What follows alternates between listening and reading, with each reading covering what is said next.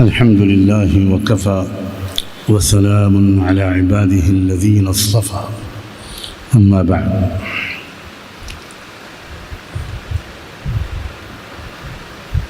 قال رسول الله صلى الله عليه وآله وسلم إنما الأعمال بالنيات وإنما لامرئ ما نوى أو قال لكل امرئ ما نوى فمن كانت هجرته إلى الله ورسوله فهجرته إلى الله ورسوله ومن كانت هجرته إلى دنيا يصيبها أو امرأة يتزوجها أو قال ينكحها فهجرته إلى ما هاجر إليه. وقال صلى الله عليه وآله وسلم من مات ولم يغزو ولم يحدث نفسه بالغزو فقد مات ميتة جاهلية أو كما قال صلى الله عليه وآله وسلم. اگر کوئی پوچھے کہ دنیا میں سب سے آسان عمل اور اس کے باوجود سب سے زیادہ قیمتی اور مؤثر عمل کیا ہے، آسان بھی ہے اور قیمتی اور مؤثر بھی ہے، تو جواب ہوگا اس عمل کا نام ہے نیت. نیت میں نہ ایک پیسہ خرچ ہوتا ہے، نہ جسمانی مشقت ہوتی، نہ اہل و عیال سے جدائیگی ہوتی، کسی طرح کا کوئی محسوس مجاہدہ نہیں ہوتا. آسانی کے تو یہ ثبوت ہے، اور مؤثر اور قیمتی ہونے کا تو حال یہ ہے کہ بڑے سے بڑا عمل نیت کے بغیر بیکار ہے. کسی عمل میں جو جان پڑتی ہے اور اس کی جو تاثیر انسان کے سیرت اور کردار پر، اس کے اندرون پر پڑتی ہے، وہ عمل کے وزن اور مقدار کے لحاظ سے نہیں، عمل کے پیچھے چھپے ہوئے دلی جذبے اور ارادے کے لحاظ سے. جب مدینہ منورہ کی طرف ہجرت شروع ہو گئی اللہ کے رسول کی اجازت اور اشارے سے، تو کچھ لوگ ایسے بھی آئے اللہ کے رسول کے پاس کہ جنہوں نے مدینہ ہجرت کی اجازت آپ سے چاہی، اور آپ اللہ کی دی ہوئی فراست سے، بصیرت سے، اس نگاہ سے جو اللہ نے آپ کو دی تھی، غالباً یہ سمجھ گئے کہ ان لوگوں کے مدینے جانے کا مقصد کچھ اور ہے. باوجود اس کے کہ آپ یہ بات سمجھ گئے، آپ ناراض نہیں ہوئے، آپ نے ان کو ڈانٹا پھٹکارا بھی نہیں، نہ کوئی ایسا جملہ کہا جس سے پاس میں بیٹھے ہوئے دوسرے لوگ سمجھ جائیں، کیونکہ آپ شرمندہ کرنے کا مزاج نہیں رکھتے تھے، رسوا کرنے کا مزاج نہیں رکھتے تھے، اصلاح کا ارادہ ہوتا تھا آپ کا. چنانچہ آپ نے اس کے جواب میں، اس سوال کے جواب میں، یعنی ہجرت کی اجازت چاہنے والوں کے جواب میں جو بات کہی وہ وہی حدیث ہے انما الاعمال بالنیات. اور بہت عجیب بات ہے کہ کہ محدثین نے عام طور پر اس حدیث کے ساتھ اس حدیث کا وہ پس منظر روایت نہیں کیا جو میں نے ابھی بیان کیا. یہ پس منظر معلوم کرنے کے لیے تو طالب علم کو اسباب ورود حدیث کو کھنگالنا پڑتا ہے. جیسے قرآن کی آیات کے اسباب نزول ہوتے ہیں ویسے ہی ارشادات نبوی کے اسباب ورود ہوتے ہیں کہ کس موقع پر آپ نے وہ بات ارشاد فرمائی. تو اس کو تو ڈھونڈنا پڑا, تب پتہ چلا کہ یہ جو آپ نے انما الاعمال بالنیات والے جملے فرمائے تھے یہ دراصل جو لوگ مدینے جانے کی اجازت چاہ رہے تھے ہجرت کے نام پر, یہ ان کے جواب میں آپ نے یہ جملے ارشاد فرمائے. اور کیا کہا؟ انما الاعمال بالنیات.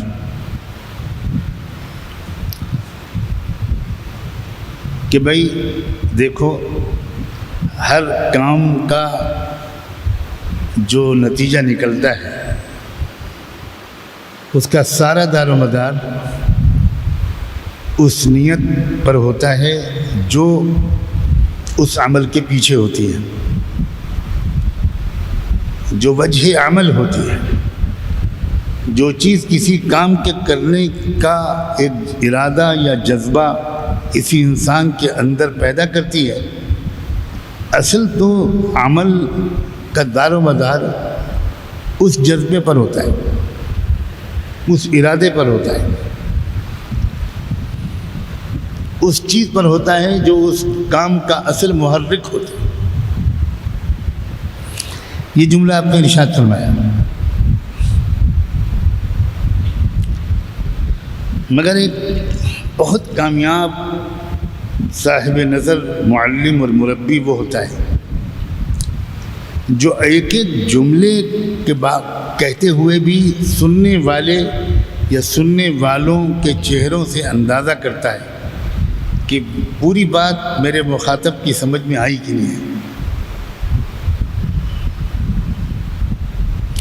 تو ایسا لگتا ہے غالباً کہ انما الاعمال بالنیات کے جملے سے آپ نے محسوس کیا کہ ابھی پوری بات واضح نہیں ہو پائی, تو آپ نے اگلا جملہ بولا, فرمایا وَإِنَّمَا لِكُلِّ امْرِئٍ مَّا نَوَىٰ. یہ بالکل وہی بات ہے جو انما الاعمال بالنیات میں ہے, لیکن تھوڑا سا اور اس کو واضح کر کے آپ نے فرمایا کہ ہر شخص کو کسی بھی کام کے نتیجے میں صرف وہ چیز حاصل ہوتی ہے جو اس کام کے کرنے کے پیچھے اس کا اصل ارادہ ہوتا ہے, وہ کس لیے یہ کام کر رہا ہے. صرف وہ ملتا ہے ہر آدمی کو, وَإِنَّمَا لِكُلِّ امْرِئٍ, صرف وہ ملتا ہے. یہ جملہ کہہ کر بھی آپ کو ایسا لگا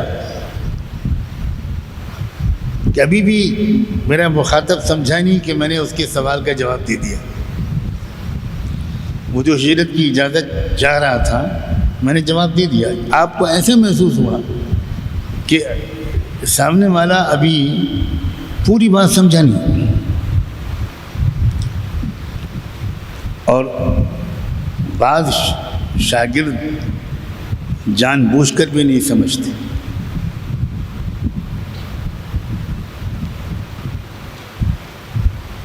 تو آپ نے اگلا جملہ بولا,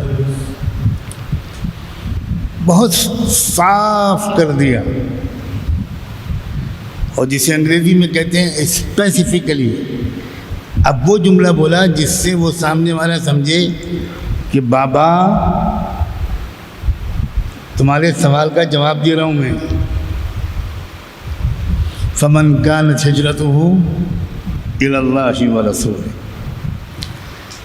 دیکھو جس کی ہجرت کے پیچھے صرف ایک مقصد ہوگا کہ اللہ رسول اس سے راضی ہو جائیں, ان کی منشا پوری ہو جائے، اس کو تو ملے گی اللہ کی رضا، اللہ کے رسول کی رضا۔ اب اور جو کوئی اپنے کسی اور کام سے جا رہا ہے مدینے، الی دنیا یصیبھا، یا اس سے بھی آگے آپ نے عجیب جملہ کہا، او امرأۃ یتزوجھا، یا معاملہ یہ ہے کہ مدینے میں کوئی خاتون ہے جس سے شادی کرنی ہے، اب جا رہے ہیں جناب نکاح مسعود کے لیے اور عنوان دے رہے ہیں کہ 4 مہینے کے لیے اللہ کے راستے میں جانا ہے۔ جو لوگ اس طرح بار بار نکل چکے ہیں، میرے اس اشارے میں ان کو اپنی آپ بیتی محسوس ہو رہی ہے۔ جب مدرسے کے طلباء مدرسے کا کھانا کھاتے کھاتے تنگ آ جاتے ہیں تو بڑی قربانی کے جذبے سے اللہ کے راستے میں نکلنے کے لیے نام لکھوا دی، اور جو رخ طے کرنے کے ذمہ دار ہوتے ہیں ان کو پان کھلا کے پٹا کر اس علاقے کا رخ طے کرواتے ہیں جہاں نصرت اچھی ہوتی، نصرت، آہا، ایک نصرت انصار مدینہ کی تھی، ایک نصرت خوش خوراک لوگوں کی طرف اشارہ کرتی ہے کہ جہاں بریانی ملتی ہے، تو جانا ہے اللہ کے راستے میں، نیت کیا ہے وہ اشارہ کرتی ہے۔ اور یہ بھی محدثین نے کھود پورے کر کے نکال دیا کہ یہ جناب جو حضور سے اجازت چاہ رہے تھے، غالباً سلمہ نام تھا ایک خاتون کا جو مدینے میں رہتی تھی، سب کو اپنی اپنی سلمہ یاد آ جائیں گی، یہ ان کے پاس جانا چاہتے تھے، اور اللہ جانے حضور پر کیسے منکشف ہوا، اور آپ نے ایک ایک کر کے سارے چھلکے اتار دیے اور اندر کی جو حقیقت تھی وہ سامنے رکھ دی، اور کہا سلمہ مل سکتی ہے، اللہ کے رسول نہیں مل سکتے۔ یہ تو انہوں نے نہیں کہا حضور نے، لیکن صاف کہہ دیا کہ بھئی جو اور مقصد ہوگا وہ پورا ہو سکتا ہے، اللہ کے رسول کی رضا تو نہیں پوری۔ ذرا سی محنت سے ہر عمل کی نیت کرنے کی عادت اگر پڑ جائے، نیت وہ چیز ہے جو مٹی کو سونا بنا دیتی، یہ عمل ہے۔ آپ اپنا مکان بنا رہے ہیں، کمرہ بنا رہے ہیں، اور آپ اس میں انجینئر سے کہہ رہے ہیں، مستری سے کہہ رہے ہیں کہ بھئی ذرا 2 روشن دان کھول لیں، ایک اس طرف ایک اس طرف۔ ظاہر ہے روشن دان آدمی کھلواتا ہے عام طور پر روشنی اور ہوا کے لیے، تو روشن دانوں سے ہوا اور روشنی دونوں آ جائے، لیکن اگر آپ یہی نیت کر لیں کہ یہ اذان کی صاف آواز سننا چاہتا ہے تو ہوا اور روشنی تو آئے گی ہی آئے گی، لیکن صرف اسی نیت کے نتیجے میں آپ کا یہ عمل اللہ کو بے پناہ پسند آئے گا۔ 1 پیسہ بھی نہیں لگا، جتنا خرچ روشن دان میں آنے والا تھا اتنا ہی آئے گا۔ اذان کی نیت کی وجہ سے روشن دان کا خرچ بڑھ نہیں جائے گا۔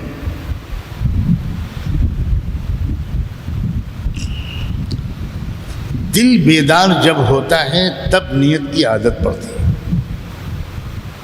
اس میں مجاہدہ وہ والا نہیں ہے جسمانی مالی، لیکن دل اگر کسی کا زندہ اور بیدار ہو جائے تو کچھ دن کے بعد پھر خود بخود نیت اندر سے ہر عمل کے پیچھے صحیح نکلتی ہے، اور پھر یہ انسان ہر وقت ولایت کے راستے کا سفر طے کرتا رہتا ہے، کسی کو خبر بھی نہیں ہوتی۔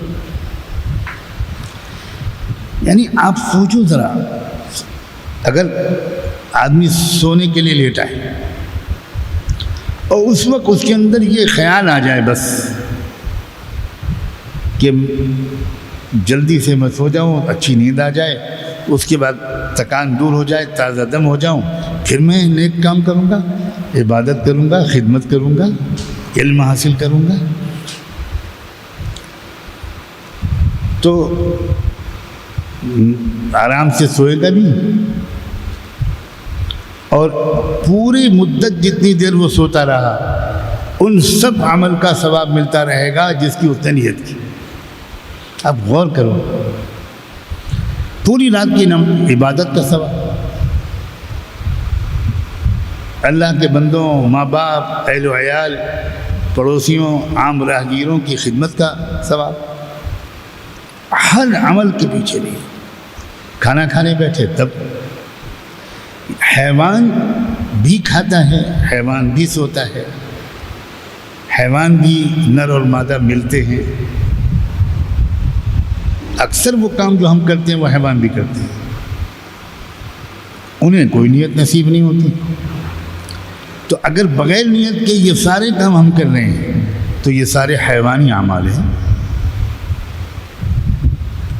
حیوانوں کے بھی کھانے کے بعد خون بنتا ہے، طاقت بنتی ہے، سونے سے آرام ملتا ہے، یہی سب نتیجے ہمیں حاصل ہوتے ہیں. دل میں چمک کے پیدا کرنے کے لیے بہت زیادہ ہر وقت سب کام چھوڑ کر ذکر میں لگنا ضروری نہیں ہے. اللہ کے رسول کی جو کیمیاوی طرز تربیت تھا اس میں یہی تو خاص بات تھی، یہ سکھا دیا تھا. ہماری گھروں کی معزز خواتین ہیں، محترم خواتین، سب خواتین گھر کا کام کرتی ہیں، سب کھانا پکاتی ہیں، سب بچوں کو پالتی ہیں. بہت سے کام انہوں نے اپنے ذمے لے رکھے ہوتے ہیں جو مرد نہیں کرتے. خواتین کے لیے تو سلوک اور ولایت کا سب سے آسان راستہ نیت کا اہتمام ہے، نیت کی مشق ہے. نیت کا ایک بہت بڑا فائدہ یہ ہوتا ہے کہ نیت سے موڈ ٹھیک رہتا ہے.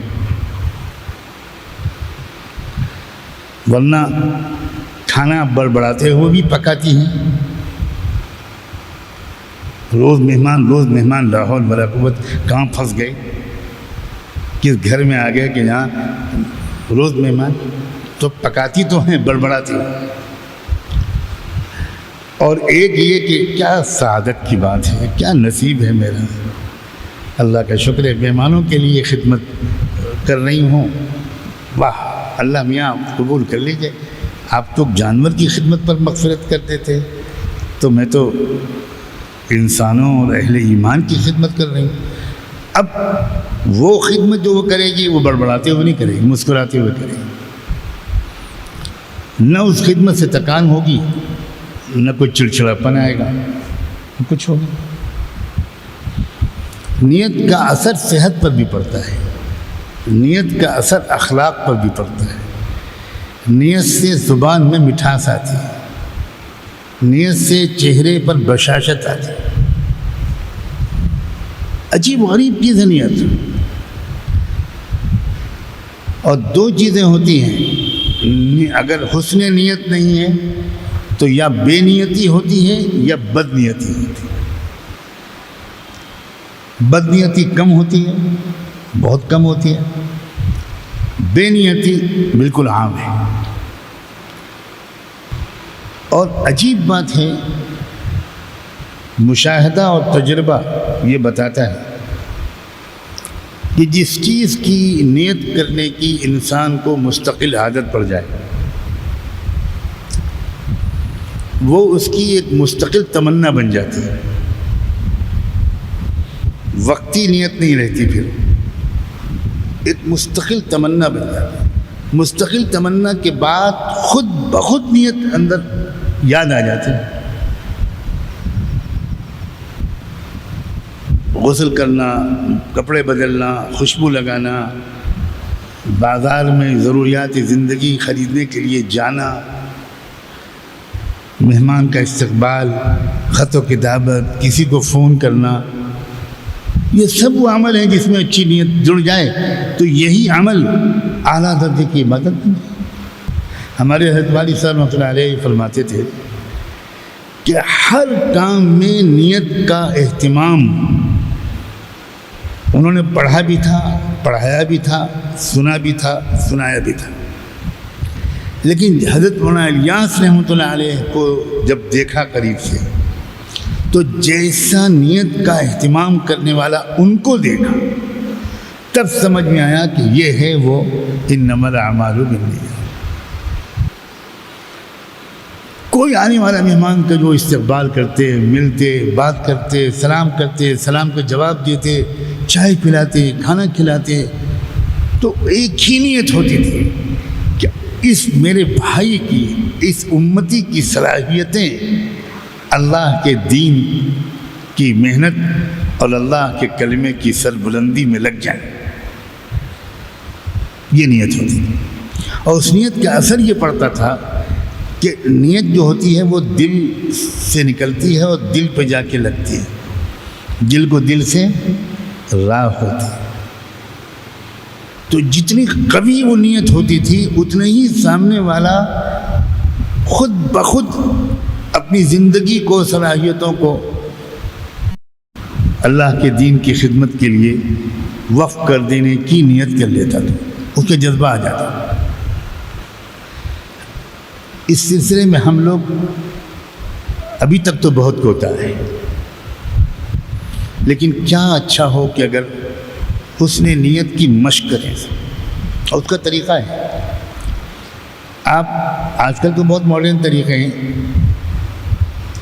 پہلے لوگ جہاں کھانا کھاتے تھے سامنے لکھ کر لٹکا لیتے تھے، ٹانگ لیتے تھے کہ کھانے سے پہلے نیت کر لو، جہاں سوتے تھے وہاں لکھ لیتے تھے،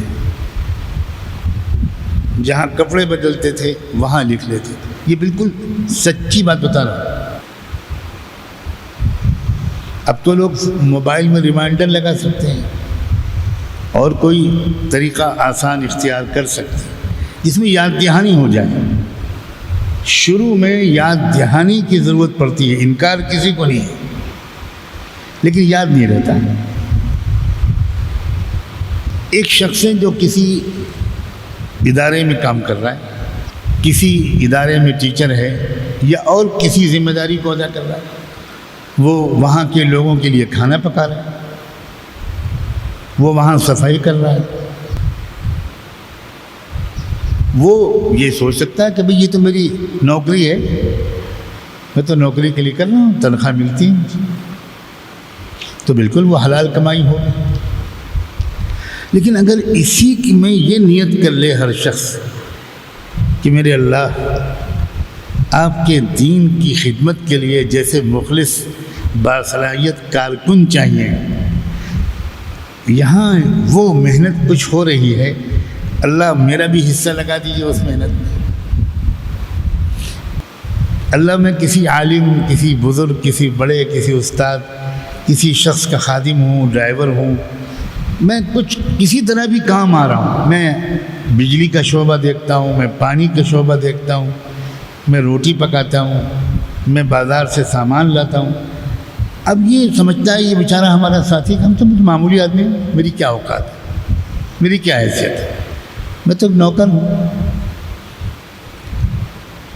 اگر یہ نیت کر لے کہ اللہ اس پوری ٹیم کا ایک حصہ ہوں اور جو خیر وجود میں آئے یہاں سے میرا حصہ لگا دے، اللہ میں اس لیے یہ کام کر رہا ہوں کہ اچھے دینی کارکن، علماء، حفاظ، قرآن کو یاد کرنے والے جو پیدا ہوں، ان کے پیدا کرنے میں میرا بھی کوئی ہاتھ لگ جائے۔ خالی نیت کر دی، کوئی آپ کو حفظ قرآن پڑھانا تو ہے نہیں۔ واقعی محرومی کی بات ہے کہ اتنے آسان اور اونچے عمل کو ہم اپنی غفلت کی وجہ سے نہیں کر پا رہے، ورنہ ہر شخص چپکے چپکے بہت اونچے مقام پہ پہنچ جائے، اسے پتہ ہی نہیں چلے، کسی کو نہ پتہ چلے کہ اس کی ترقی ہر لمحے کتنی ہو رہی ہے، دینی ترقی۔ روحانی طرف۔ اور جیسے آپ نے کھانے کی دعا کے بارے میں بچپن میں ماں باپ سے سیکھا ہوگا کہ بھئی اگر کھانے کے سے پہلے بسم اللہ والا برکت اللہ نہ پڑھ سکو، بعد میں یاد آئے تو کھانے کے درمیان پڑھ لیا کرو۔ ٹھیک یہی نیت کے معاملے میں کہ اگر ابھی عادت نہیں پڑی اور عمل شروع کرنے سے پہلے نیت نہیں کر سکے تو دروازہ بند نہیں ہوا، درمیان میں کر لیں، جس وقت یاد آ جائے تب کر لیں۔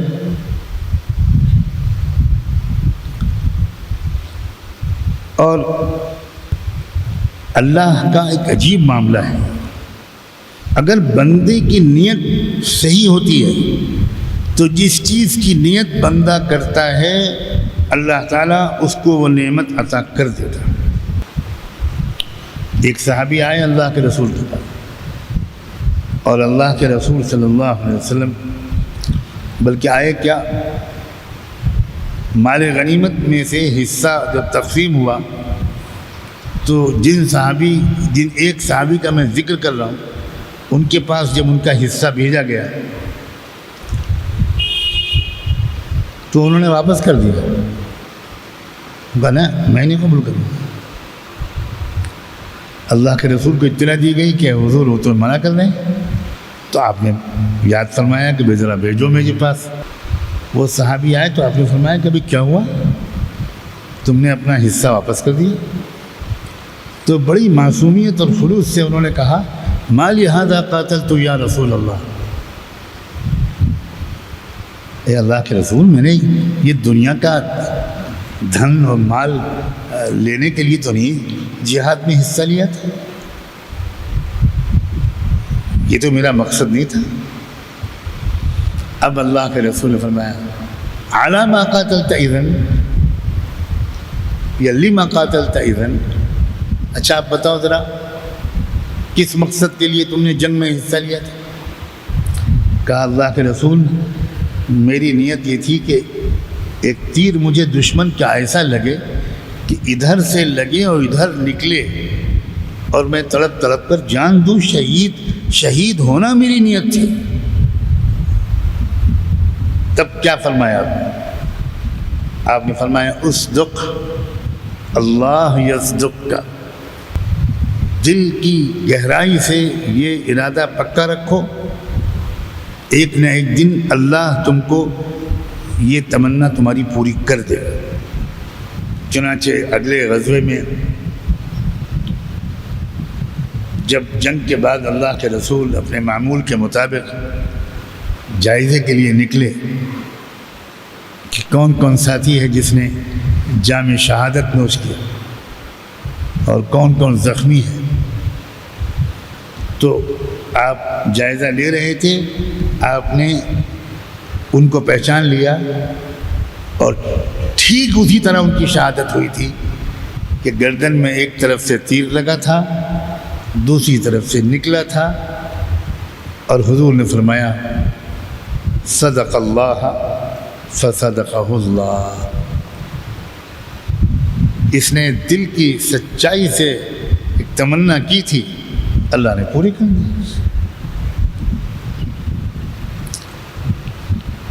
آخر میں ایک وہ حدیث کی طرف بھی اشارہ جو میں نے شروع میں پڑھی تھی، کہیں نہ کہیں اس کا تعلق بھی نیت سے ہے۔ من مات ولم يحدث نفسه بالغزو مات میتة جاہلیہ، اللہ کی پناہ، جو شخص زندگی بھر اس طرح جیے اور مر جائے کہ اس کے دل میں یہ کوئی تمنا ہی نہیں آئی کہ اللہ کے کلمے کو بلند کرنے کے لیے میں بھی قربان ہوں، میں بھی کسی ایسی مہم میں شریک ہوں جس کا مقصد میرا اور میری قوم کا کلمہ بلند کرنا نہیں، اللہ کا کلمہ بلند کرنا۔ اور اللہ کا کلمہ بلند کرنے سے حکومت نہیں ملتی، مجھے اقتدار نہیں ملتا، اللہ کا کلمہ بلند کرنے سے اللہ کے بندوں کو انصاف ملتا ہے، دنیا سے بدامنی اور ناانصافی ختم ہوتی ہے، لوگوں کو اپنے بنیادی حقوق ملتے ہیں، سارے انسانوں۔ تو جس کے دل میں یہ تمنا ہی نہیں پیدا ہوئی کہ میں بھی کسی ایسی مہم میں شامل ہو جاؤں، اللہ اکبر، خلاف معمول اللہ کے رسول نے بہت سخت بات کہی کہ جس کی پوری زندگی یہ تمنا ہی نہیں پیدا ہوئی وہ تو جاہلیت کی موت مرے گا۔ اللہ، یہ عزائم، یہ جذبے، یہ ولولے، یہ شوق، یہ نیتیں، یہ پاکیزہ بلند تمنائیں، یہ خالی اب فضیلت کی چیز نہیں ہے کہ ہیں تو بڑا ثواب ملے گا۔ حضور تو یہ فرما رہے ہیں کہ اگر یہ عزائم نہیں ہے تمہارے اندر تو چاہے جتنی تم نیکیاں کرتے رہو، موت جاہلیت والی مرو گے۔ اللہ اکبر۔ اسلام جو مزاج بنانا چاہتا ہے وہ ظلم کی بالادستی پر راضی رہنے کا کوئی جواز نہیں ہے۔ آدمی ظلم کو بدل نہ پائے، کامیاب نہ ہو پوری طرح، اس میں کوئی حرج نہیں، کوشش بھی نہ کر پائے تب بھی اللہ معاف کرتا ہے، لیکن تمنا بھی نہ رکھے یہ معاف نہیں۔ اب اس سے زیادہ رعایت اللہ بیچارہ کیا کرے؟ اللہ تعالیٰ نے، اللہ کے رسول نے یہ نہیں کہا کہ جو عملی طور پر ظلم کے خلاف اجتماعی جد و جہد میں شریک نہیں ہوگا وہ جاہلیت کی موت مرے گا، یہ نہیں فرمایا۔ فرمایا عملی طور پر ظلم کو مٹانے کی کوشش میں شرکت کی تمنا بھی جس کے دل میں نہیں ہوگی وہ جاہلیت کی موت مرے گا۔ اس کا مطلب ہے کہ اس نے تو اسلام کو بالکل سمجھے ہی نہیں،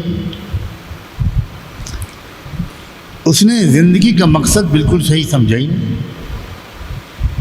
وہی سمجھتا رہا کہ کمانا، کھانا، فیملی کو دیکھنا، مکان بنانا، جائیداد چھوڑنا، بس یہ ہے مقصد۔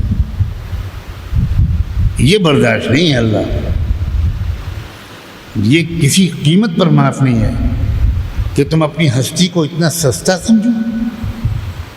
اسی لیے اللہ نے ساری مخلوقات کو تمہارے لیے پیدا کیا، اتنا اہتمام اسی لیے کیا کہ تم پیدا ہو، بچپن، جوانی، ادھیڑ عمر، بڑھاپا، کھاؤ کماؤ، بچے پیدا کرو، مر جاؤ۔ یہ بھی کوئی مقصد ہے جس کی خاطر اتنا بڑا ہنگامہ اللہ نے کھڑا کیا؟ نہیں، اللہ تعالیٰ تو ایک ایسی مخلوق دنیا میں پیدا کرنا چاہتا تھا جس کی خدمت میں اس نے کروڑوں مخلوقات کو لگا دیا، اس لیے کہ اس کا مقصد زندگی بہت عظیم ہے، اس لیے پوری کائنات اس کی خدمت گزار بنا دی جائے۔ نہ سورج سے نہ سورج کو فائدہ ہے، اور سورج سے نہ خدا کو فائدہ ہے۔ جو فائدہ ہے وہ انسانوں کو، مخلوقات کو فائدہ ہے، اور ساری مخلوقات انسانوں کے لیے پیدا کی۔ ایک بھی چیز ایسی نہیں ہے جو کسی نہ کسی طرح انسان کے کام نہ آتی۔ یہ بہت عجیب و غریب سائنس کا علم ہے، عجیب چیپٹر ہے۔ خلیفہ ہارون رشید پر بار بار مکھی بیٹھ رہی تھی اور وہ مکھی بھگاتے تھے اور پھر آ جاتے تھے۔ اب خلیفہ کا موڈ خراب ہوا، سامنے بیٹھے تھے ایک عالم، مجھے تھوڑا شبہ ہو رہا ہے کہ امام ابو یوسف تھے یا کوئی اور تھے، تو تھوڑی جھنجھلاہٹ تھی ہارون رشید کے چہرے پر۔ تو انہوں نے پوچھا کہ خیریت آپ کچھ اس وقت؟ ان کا بھائی میری سمجھ میں نہیں آتا کہ اس کم بخت کے پیدا کرنے سے کیا فائدہ۔ تو ان کا میں عرض کروں، ہاں اس لیے تو کہہ رہا ہوں کہ آپ جیسوں کے غرور کو توڑنا، جناب ایک مکھی کا مقابلہ نہیں کر پا رہے اور سپر پاور کے حکمران، اوقات سمجھ لیجیے اپنی۔ بہت سی مخلوقات ایسے، اور عربی تو عجیب زبان ہے، مالدار زبان ہے، باقی زبانوں کے بارے میں کچھ نہیں کہوں گا میں، کچھ نکال دیجیے گا صدقہ۔ عربی میں مکھی کو کیا کہتے ہیں؟ ذباب۔ ذباب کیوں کہتے ہیں؟ کلما ذب ابا، کلما ذب ابا، جب بکایا جائے گا پھر آئے گی ضرور۔ تھینک یو مسٹر مکھی یا مس مکھی۔ بڑے بڑے شیخ وہ تکبر کا علاج نہیں کر پاتے جو محترمہ مکھی کر دیتے۔ اور ہم نے یہ بھی دیکھا ہے کہ جتنے نازک مزاج ہوتے ہیں ان کو اللہ جانے مکھی پہچانتی کیسے؟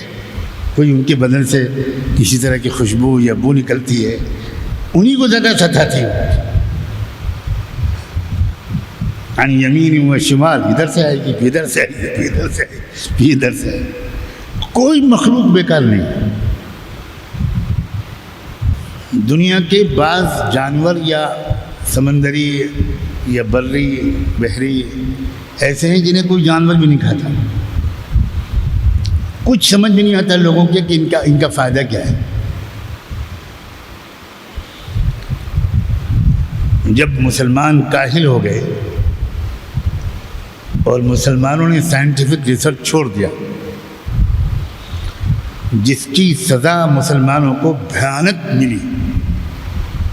اچھی طرح یاد رکھنا، ہمارے دینی حلقوں میں جب کہا جاتا ہے کہ حالات اعمال کا نتیجہ ہے، اس سے زیادہ سچی کوئی بات نہیں۔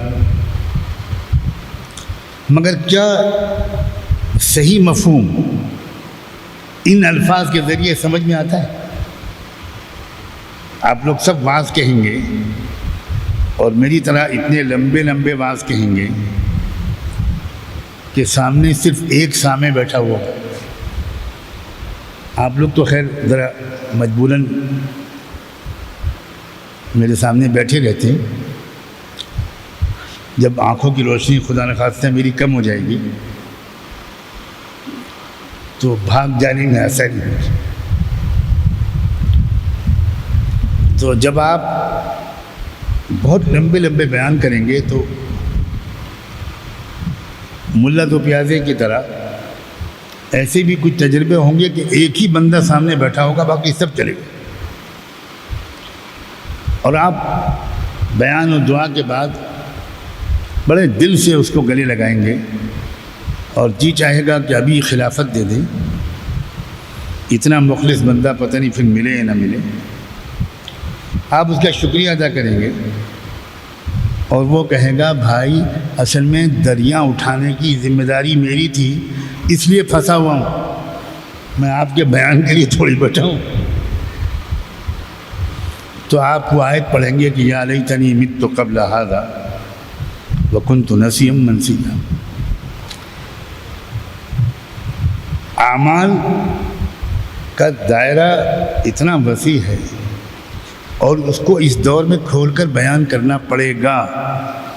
جب آپ یہ کہیں گے کہ حالات اعمال کی وجہ سے بنتے بگڑتے ہیں تو لوگوں کا ذہن نماز، روزہ، ذکر، تلاوت ان جیسے چند اعمال کی طرف چلا جائے گا۔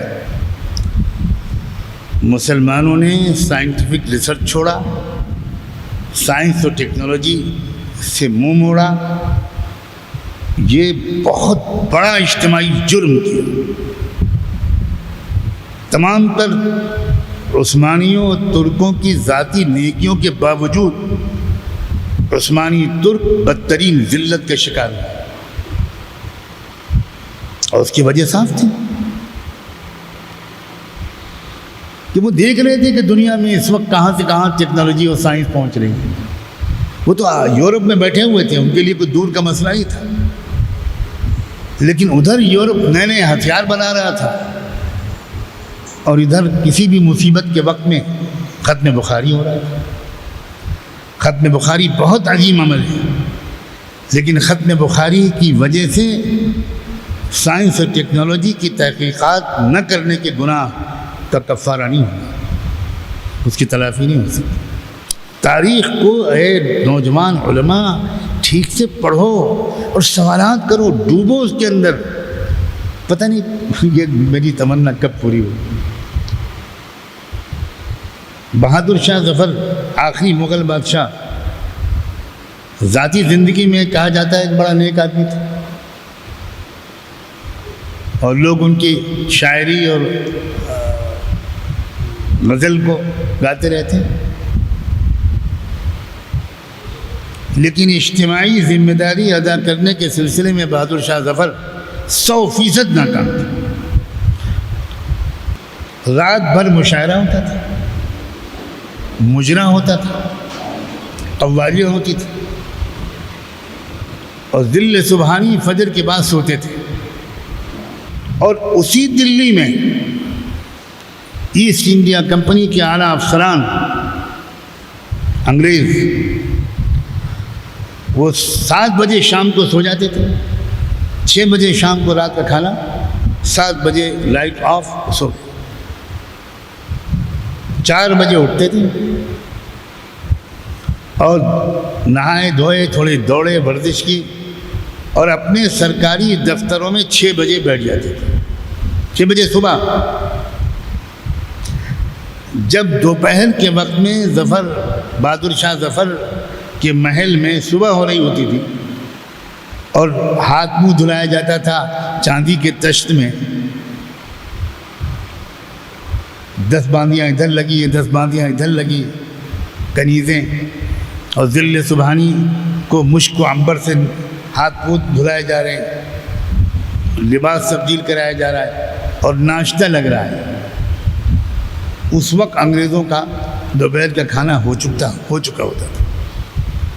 ظاہر ہے کہ اس کا مقابلہ آپ نہیں کر سکتے، بالکل ممکن نہیں. یہ دنیا سائنٹیفک اصولوں پر اللہ نے بنائی ہے، یہ تمناؤں کے بلبوتے پر کوئی معرکہ یہاں پر نہیں جیتا جا سکتا.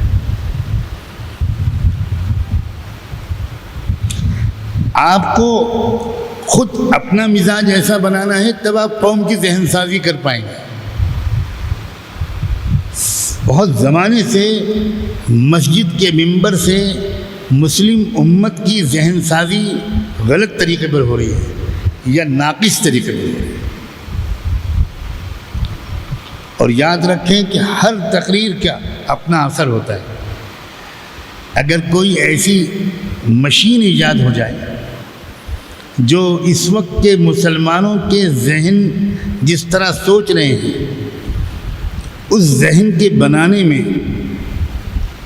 ہزاروں لاکھوں تقریریں اکٹھا کر دی جائیں اور اس مشین میں ڈال دی جائیں، تو کہا جائے گا کہ چھوٹی سی مسجد کے چھوٹے سے ممبر پر کھڑے ہو کر فلاں مولانا صاحب نے جو تقریر کی تھی، موجودہ امت کے ناقص ذہن کے بنانے میں اس چھوٹی سی تقریر کا بھی حصہ ہے.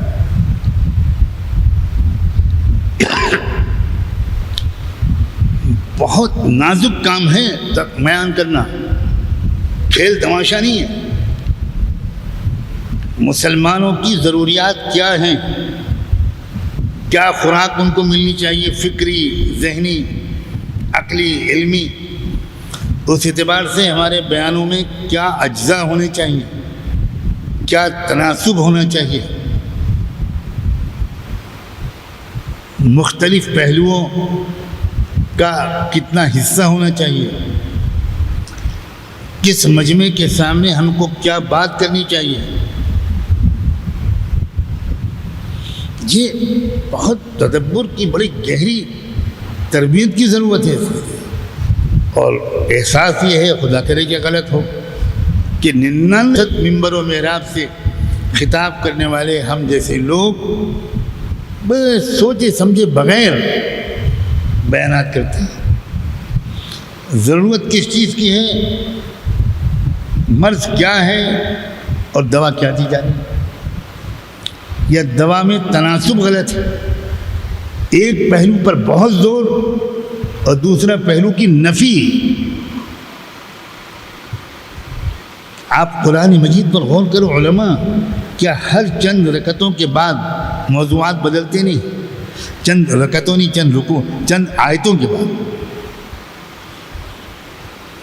یہ بھی ساتھ میں، یہ بھی ساتھ میں، یہ بھی ساتھ میں، نماز بھی، روزہ بھی، تقوی بھی، اخلاص بھی، معرفت بھی، محبت بھی، خشیت بھی، بہادری بھی، سخاوت بھی، اجتماعی نظم و نسق بھی، معاشرے کی نگرانی بھی، عصمت اور عزت کی حفاظت بھی، یتیم بچوں کی کفالت بھی، اجتماعی اور مجموعی ترقی کی منظم کوشش بھی، سب ایک ساتھ۔ اور شاید اسی لیے قرآن کو اللہ نے موضوعات میں تقسیم نہیں کیا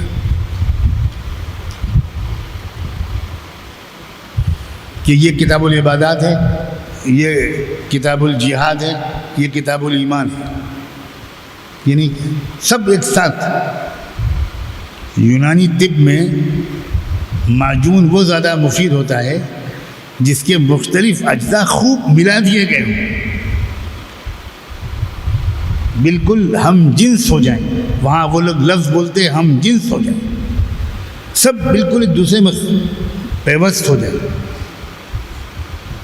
تربیت، قوم کو جس تربیت کی ضرورت ہے، اچھا شوہر بنانا بھی ہے، اچھا باپ بنانا بھی ہے، اچھا پڑوسی بنانا بھی ہے، کامیاب تاجر بنانا بھی ہے، بہادر بنانا بھی ہے، ہمدرد بنانا بھی ہے، سخی بنانا بھی ہے، عبادت گزار بنانا بھی ہے، تہجد گزار بنانا بھی ہے، جج بھی بنانا ہے، قاضی بھی بنانا ہے، حکمراں بھی بنانا ہے، فوجی قائد بھی بنانا ہے، سب ہے قرآن۔ جب تک آپ علماء کا ذہن، میں ہفتے میں ایک ہی بار آج کل اتر پا رہا ہوں، اس لیے اس موقع پر میں چاہتا ہوں کہ کچھ ضروری باتیں آپ سب کے سامنے آ جائیں، ورنہ وقتاً فوقتاً ملاقاتوں میں بہت فائدہ یہ ہوتا ہے کہ مختلف موضوعات آتے ہیں۔ ہم لوگوں کو اللہ نے بچپن میں اور نوجوانی میں جن عظیم اہل علم و نظر کے پاس بار بار اور تقریباً روزانہ بیٹھنے اور سننے کا موقع دیا، ان کی مجلسوں کی یہ خاص بات تھی، ہر موضوع پر گفتگو ہوتی تھی، یہاں تک کہ ہاکی کے میچ پر بھی گفتگو ہوتی تھی۔ حضرت مولانا ابوالحسن علی ندوی خود ہاکی کے کھلاڑی تھے، اور ان کے خالزاد بھائی جو ان کے بے تکلف دوست تھے، ایک ہی بندہ تھا زندگی میں جس کو ہم نے دیکھا، وہ حضرت مولانا کو نہ حضرت کہتے تھے نہ مولانا، علی کہتے تھے، اس لیے کہ وہ بڑے تھے، اور کبھی کبھی کہتے تھے علی، تم کو علی کہوں گا تو یہ تمہارے مریدین ناراض نہیں ہوں، تو مولانا کہتے تھے مریدین کو چھوڑیے میں ناراض ہوں۔ تو وہ بڑے ہاکی کے پلیئر تھے، اور اس زمانے میں انڈیا پاکستان کے ہاکی میچ بھی ہوتے تھے، تو اس پر گفتگو ہوتی تھی ان بزرگوں کے مجلس میں۔ آپ میں سے کسی کو پریشانی تو نہیں ہو رہی کہ لا حول ولا قوت یہ 7واں نمبر کہاں سے آ گیا؟ اور تفصیلی گفتگو ہوتی تھی، ہم لوگ چھوٹے سے بچے پیچھے بیٹھے اور سنتے تھے کہ بھائی کیا یار، اس ٹیم کا جو سینٹر فارورڈ ہے وہ غضب کا ہے، اس کو کوئی روک نہیں سکتا۔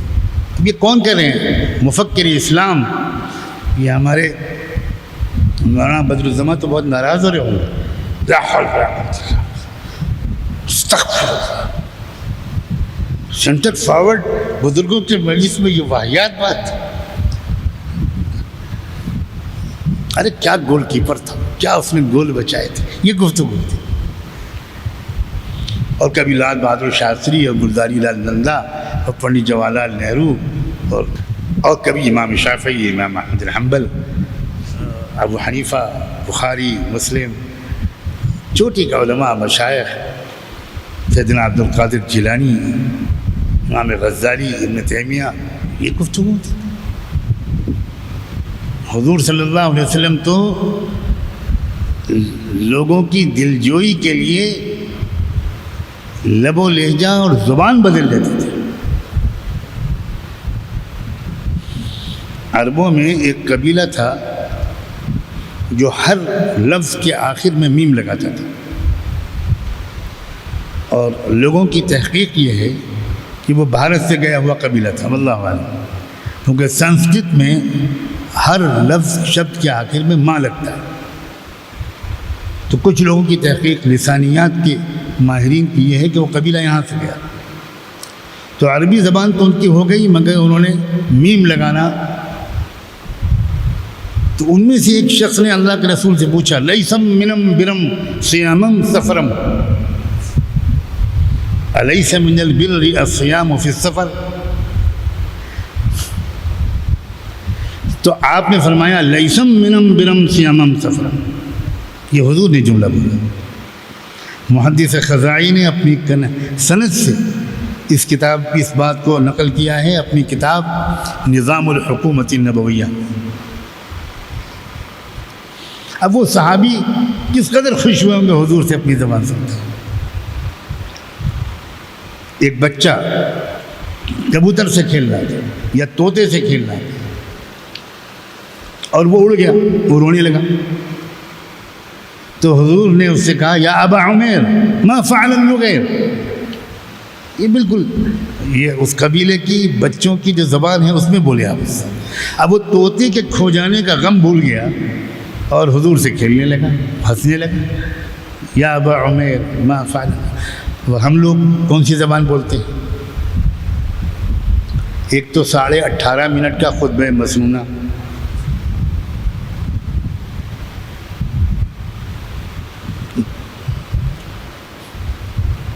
عوام سے بہت ہی پیار محبت سے ایسی بات انداز سے کرنا چاہیے کہ بیچ میں کوئی مسکرائے بھی، بیچ میں کسی دل کو ایک آنسو بھی نکلے آنکھ سے، اپنائیت محسوس ہو. یہ بہت بالا مقام پر چوتھے پانچویں آسمان سے خطاب کرنے کا انداز آپ لوگ اختیار نہ کریں. بالکل.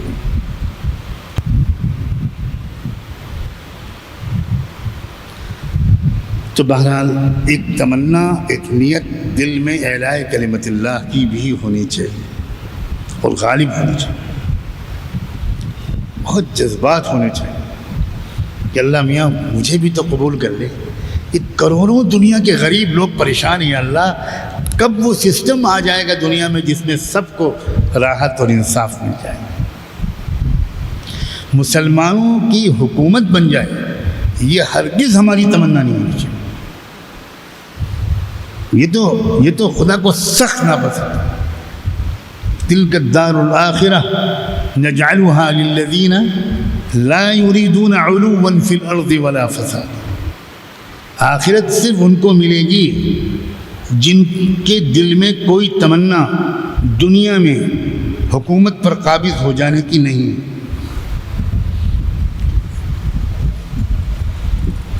اللہ کے کلمے کو بلند کرنے کی تمنا کا مطلب یہ نہیں ہے کہ ہماری حکومت آ جائے. یہ بہت اہم قابل اصلاح پہلو ہے. اور اتنے مفاہیم بدل گئے ہیں کہ اگر یہ تشریح ہندی کی چندی جسے کہتے ہیں میں نہ کروں اور صرف اعلاء کلمت اللہ بولوں، بتائیے آپ کے ذہن میں کیا مفہوم آتا ہے؟ ارے بتاؤ یار.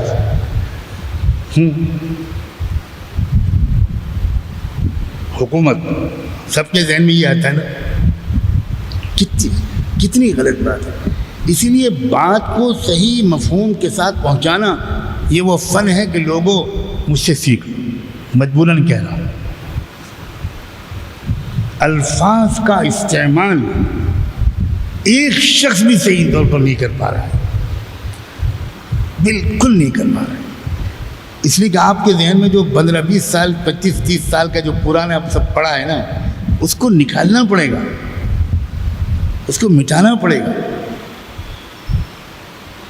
حکومت پر قبضہ کرنا، تختہ الٹنا، اس کا تو اسلام سے کوئی تعلق ہی نہیں ہے. تمنا ہماری ہونی چاہیے کہ سب کو انصاف مل جائے، ہندوؤں کو بھی مل جائے، سکھوں کو بھی مل جائے، شیڈول کاسٹ کے لوگوں کو مل جائے، شیڈول ٹرائب کے لوگوں کو مل جائے، سکھوں کو مل جائے، بدھسٹوں کو مل جائے، کرسچنس کو مل جائے، جانوروں کو بھی مل جائے. سب کو انصاف، سب امن چین سے رہیں. کسی کو اپنی بہو بیٹی کی عزت کی فکر نہ ہو، سب کی عزتیں محفوظ. یہ سماج قائم کرنے کی تمنا اور اس کوشش میں ہمارا حصہ. صحابہ کرام نے تو بعض فتوحات کے بعد رومن امپائر کے بعض علاقوں یا پرشین امپائر کے بعض علاقوں کی فتوحات کے بعد یہ تک پیشکش کی صحابہ نے، خدا کرے میں اس کا حوالہ بھی ڈھونڈ سکوں، پکا یاد ہے مجھے کہ صحابہ نے یہ تک پیشکش کر لی کہ ہم یہاں رہنے اور حکومت کرنے کے لیے نہیں آئے، انصاف کے اصول آپ ہم سے سیکھ لیجئے اور معاشرے کو اس کے مطابق چلائیے، ہم جہاں سے آئے ہیں وہاں واپس چلیں۔ یہ استغنا، یہ بے نیازی، اس لیے کہ یہ شک کا زمانہ ہے۔ کون سی سیاسی تحریک سماج کے مخلصانہ اصلاح کے لیے چل رہی؟ آپ بھی جب وہی زبان بولیں گے، اسلامی انقلاب، حکومت الہیہ، تو آپ بتائیے آپ کیا میسیج کنوے کریں گے؟ وہ بھی وہی سمجھیں گے کہ بھائی یہ بھی ایک اپوزیشن پارٹی ہے، یہ بھی تخت و تاج پر قابض ہونا چاہتی ہے۔ تو ہمیں تو الفاظ بہت سوچ سمجھ کر بولنے چاہیے۔ سلام ہو ربیع بن عامر پر ان سے زیادہ بہتر الفاظ کا انتخاب کیا ہی نہیں جا سکتا۔ ہم تو اس لیے آئے ہیں کہ انسانوں کی غلامی سے چھٹکارا دلا کر انسانوں کو رب کا غلام بنا دیں، اور رب کے قائل سب ہیں۔ اور ہم تو اس لیے آئے ہیں کہ ظلم سے چھٹکارا دلا دیں، انصاف قائم کر دیں، سب کو انصاف ہو، غریبوں کو، مزدوروں کو، سب کو، امیروں کو، سب کو ملے۔ ہم تو اس لیے آئے ہیں، ہم اس لیے آئے نہیں ہیں کہ یہاں آپ انقلاب برپا کر دیں اور خود قابض ہو جائیں، بالکل نہیں۔ اسی لیے جب ذرا سبق کچا ہو گیا، کچھ عرصہ گزر گیا، تو یہ اتنی باریک بات ہے کہ یہ بار بار یاد دلائے بغیر نئی نسل کی سمجھ میں نہیں آ سکتی۔ جو نئے لوگ اسلام میں داخل ہوتے گئے لاکھوں کروڑوں، ان کا ذہن اتنی باریک بات کو نہیں سمجھ پاتا تھا۔ تو وہ کسی علاقے میں جب بھیجے جاتے تھے تو وہ جا کے وہاں انقلاب برپا کرتے تھے، تخت پر قابض ہو جاتے تھے، حکومت ہاتھ میں لے لیتے تھے۔ عمر بن عبدالعزیز آئے تو ان کو یہ محسوس ہوا، تو انہوں نے تمام علاقے کے گورنروں کو بلایا اور تمام فوجوں کے سپہ سالاروں کو بلایا اور کہا خبردار، آپ اپنا ذہن ٹھیک کریں، ہم آپ کو جو بھیجتے ہیں وہ کسی علاقے پر قابض ہونے کے لیے نہیں بھیجتے۔ اور اس وقت انہوں نے ایک فرمان جاری کیا اور ایک عجیب جملہ کہا، وَيْحَكْ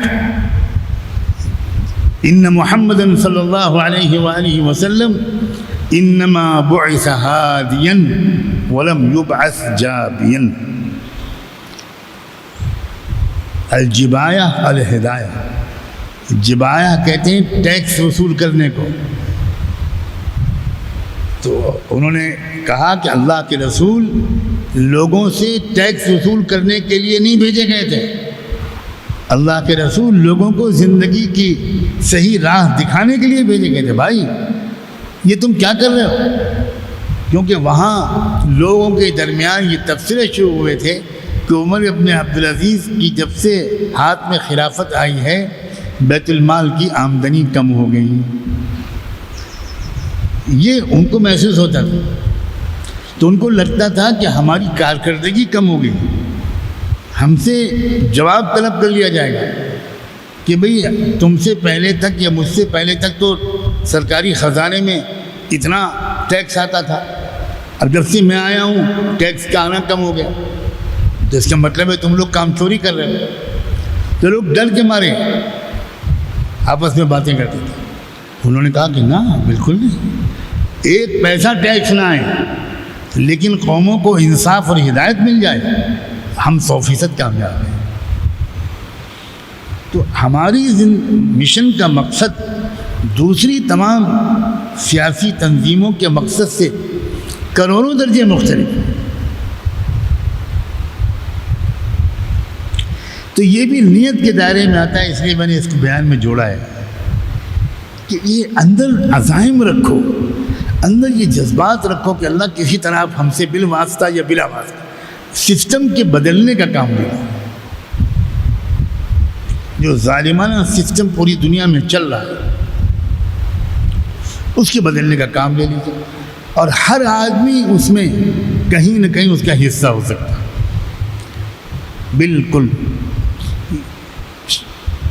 جس طرح فوج میں ہوتا ہے کہ فوج کا کچن کا کھانے پکانے والے، برتنوں کے دھونے والے، خیموں کے لگانے والے، گاڑیوں کے چلانے والے، گاڑیوں کے میکینکس، فوجوں کے انجینئر، فوج کے ڈاکٹر، فوج کے اسپتال کا عملہ، نرسیں ہوں یا پیرامیڈیکل اسٹاف ہو، سب فوجی شمار ہوتے ہیں، اور سب کو اسی طرح کا گریڈ ملتا ہے۔ لیفٹیننٹ بنتے ہیں، لیفٹیننٹ کرنل بنتے ہیں، بریگیڈیئر بنتے ہیں، کیپٹن بنتے ہیں، آگے کرنل بنتے ہیں، میجر جنرل بنتے ہیں، جنرل بنتے ہیں۔ یہ حالانکہ وہ کچھ بھی نہیں ہے، وہ تو ڈرائیور ہے، اس نے کبھی گولی نہیں چلائی، لیکن اس کو رینک ملتا ہے۔ تو جب دنیا کی فوج میں یہ برتاؤ ہے تو کیا اللہ تعالیٰ محروم کر دے گا؟ سوال ہی نہیں۔ ہر شخص کی نیت ہونی چاہیے، ہر شخص کے جذبات ہونے چاہیے۔ حضرت مولانا الیاس رحمۃ اللہ علیہ کو ان کے جو خادم لوگ آخری بیماری اور معذوری کے زمانے میں وضو کراتے تھے، وہ زیادہ تر میوات کے ان کے عاشق و شہدائی ہوتے تھے، تو وہ ان سے پوچھتے تھے کہ تم لوگ جو مجھے وضو کراتے ہو میری معذوری کی وجہ سے، تو کیا نیت کرتے ہو؟ وہ بیچارے اپنے حساب سے جواب دیتے تھے، جو یقیناً ہمارے جوابوں سے تو بہتر ہوتا ہوگا۔ اس پر فرماتے تھے مولانا الیاس، دیکھو دو نیتیں کیا کرو، مجھے وضو کرانے سے دو نیتیں کیا کرو۔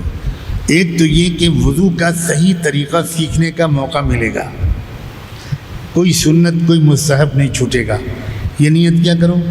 اور دوسرے یہ کہ اس بیمار بندے کی خدمت کر رہا ہوں، اس کے ذریعے سے کوئی بھی خیر زمین کے کسی کونے میں اگر وجود میں آئے تو اللہ میاں ہمارا بھی حصہ لگا دیجیے، یہ نیت کیا کرو۔ اللہ کرے کہ یہ ساری باتیں جو آپ سب کی بہت قدر اور محبت کے ساتھ میں نے کہی ہیں وہ سب کے دلوں میں اترے، اور نیت کی یاد دہانی کا کوئی طریقہ اختیار کیجیے ورنہ پھر بھول جائیں گے۔ کوئی طریقہ اختیار کریں کہ نیت کی یاد دہانی ہو۔ بہت سی باتیں یاد آتی ہیں۔ نظام الدین مرکز کے جو ماحول میں نے 30-40 سال دیکھا اور اس سے جو کچھ سیکھا ہے اس کو میں تو لفظوں میں بیان کبھی نہیں کر سکتا۔ دسترخوان بچھا اور ناشتہ یا کھانا لگنا شروع ہوا، اور وہاں کا خدمت کا عملہ، مسکراتا چہرہ، بہت خانقاہ کے سپاہی نہیں جن کو دیکھ کر آدمی کہے کہ انشاءاللہ آئندہ کبھی خانقاہ میں نہیں آنا۔ ایسے کرامن کاتبین اور ایسے جلالی خادم ہیں کہ حضرت کی اصلاح کی ضرورت ہی نہیں، یہی سب اصلاح کرتے تھے۔ وہاں مسکراتا ہوا تو جہاں دسترخوان بچھنا شروع، آ جاؤ اللہ کے شیرو، آؤ اللہ کے سپاہیوں، آؤ آؤ آؤ آؤ آؤ آؤ جنت والا عمل کرو۔ جنت میں اور کیا ہوگا؟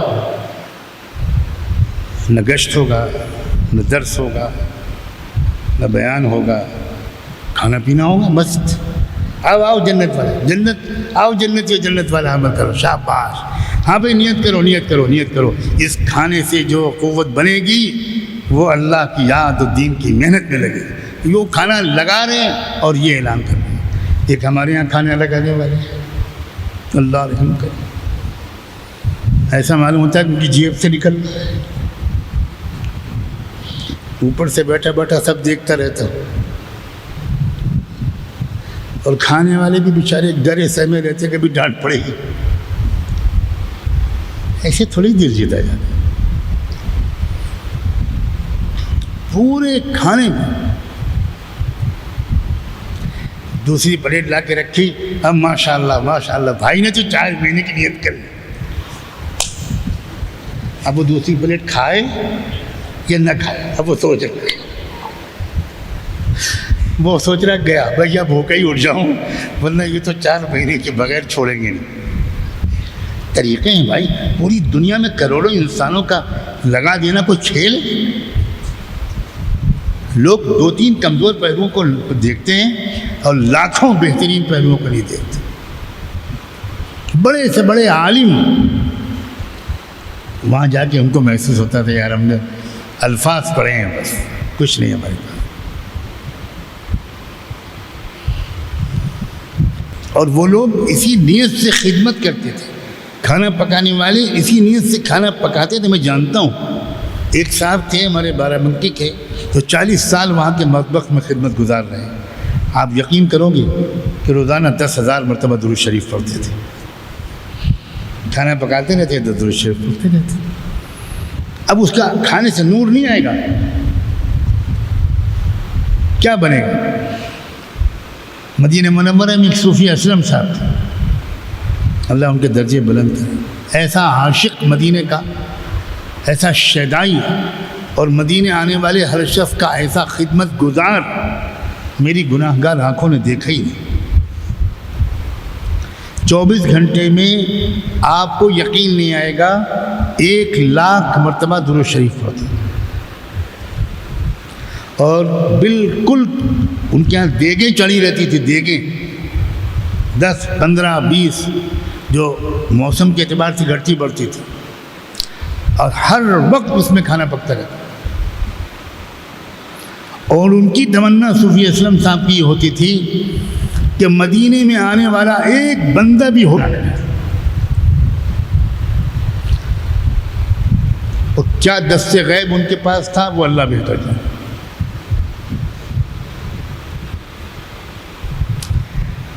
حضرت شیخ الحدیث مولانا زکریہ صاحب رحمۃ اللہ علیہ کم سے کم ہفتے میں ایک بار برکت کے لیے ان کے یہاں سے کھانا منگواتے تھے. اور کبھی کبھی حضرت شیخ مجھ سے پوچھتے تھے ابے پیارے صوفی جی کیا کھانا کھایا, صوفی جی کا پلاؤ کھایا. 1,00,000 بار درود شریف. اب بتاؤ اس چاول کے ہر دانے میں نور ہی نور نہیں ہوگا تو کیا ہو؟ چھوٹے سے قد کے غریب آدمی, بالکل دیکھنے میں کوئی سمجھے کہ یہ بیچارہ تو شاید فاقے سے ہوگا, اور ان کی دسترخوان پر روزانہ کئی ہزار لوگ آتے. اور حج کے موسم میں تو اللہ, مجھے تو سمجھ میں نہیں آتا, 24 گھنٹے دسترخوان چلتا. اور حرم کے دروازے کے باہر کھڑے ہوئے تھے, اور عربی بھی نہیں بول پاتے تھے, اردو بھی ان کی ٹوٹی پھوٹی تھی, پنجابی ہی بولتے تھے. اور بس ایسی خوشامد کرتے تھے. کل جزائر کے لوگ ہوں, مراکش کے ہوں, انڈونیشیا کے ہوں, ملیشیا کے ہوں, انڈیا کے ہوں, بنگلہ دیش, بھارت, ترکی, کہیں کے ہوں, بس وہ حاجیوں کو پکڑ کے عمرہ کرنے والوں کو اپنے یہاں لے جاتے تھے, اور بہت ہاتھ جوڑ کے درخواست کرتے تھے کھانا کھا لیں. یہ ہیں لوگ.